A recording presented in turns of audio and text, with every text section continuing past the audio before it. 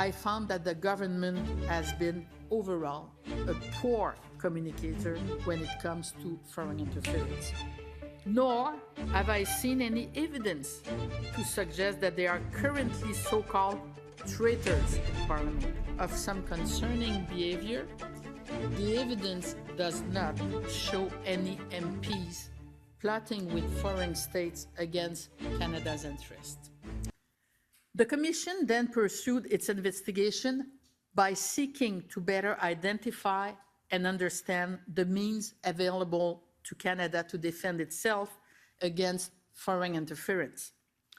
We obtained access to tens of thousands of documents and conducted over 100 interviews. This led to further hearings during which I heard 143 testimonies over 12 days of in-camera hearings and 20 days of public hearings. I also had the benefit of meeting and hearing from over 100 citizens from various diaspora communities who have been victims of foreign interference, particularly transnational repression. Finally, nearly 40 experts helped me consider the best ways to conduct this battle. Now, what must we retain from the Commission's work? Firstly, that certain foreign states are attempting to interfere in our electoral processes and democratic institutions. This is not a new phenomenon, nor should it surprise us. States have been trying to interfere with each other since the dawn of time. What is new, however, are the means being deployed by these states, the extent to which the phenomenon seems to be taking hold, and the fact that it is being talked about publicly. Our democratic institutions have remained robust in the face of attempted foreign interference. Although there are a very small number of situations where foreign interference may have had some impact on the outcome of a nomination contest or the result of an election in a given riding, foreign interference did not impact the outcome of the last two general elections. Although a few situations involving attempts to curry favor or develop problematic relationship with a parliamentarian have come to light, such phenomena remain marginal and so far appear to have been largely ineffective. Some may have benefited from the support of a foreign state, sometimes without knowing anything about it.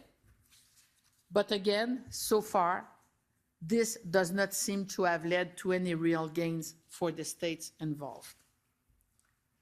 Nor have I seen any evidence to suggest that there are currently so-called traitors in Parliament. While I saw evidence of some concerning behavior, the evidence does not show any MPs plotting with foreign states against Canada's interests. Canada has responded to the increase in attempted foreign interference by putting in place numerous measures and mechanisms to better detect, prevent, and counter it. I describe these in detail in the report. However, the government sometimes took too long to act, and coordination was not always optimal. The means used to communicate information to certain decision makers, including elected officials, proved imperfect. Sometimes, very much so, since certain documents never got to where they were supposed to go, and there seems to be no good reason why. But above all, I found that the government has been overall a poor communicator when it comes to foreign interference. The government has the primary responsibility for ensuring national security and protecting our democratic institutions. But what I have read and heard convinces me that society as a whole must contribute to defending these institutions if we want to ensure their survival. Foreign actors are no longer content to use traditional means to interfere. They are also using sophisticated technological means and increasingly sowing disinformation in traditional media, but above all, on social media.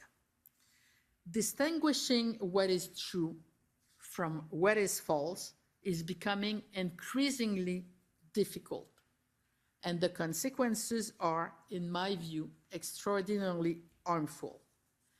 The impact of traditional methods should not be underestimated, but the greatest threat, the one that I believe threatens the very existence of our democracy, is disinformation.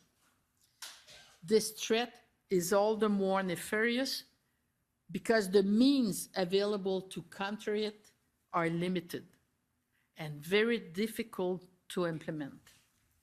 Nevertheless, we must not give up, but rather attack it forcefully altogether. This cannot be the sole purview of government. It will not work.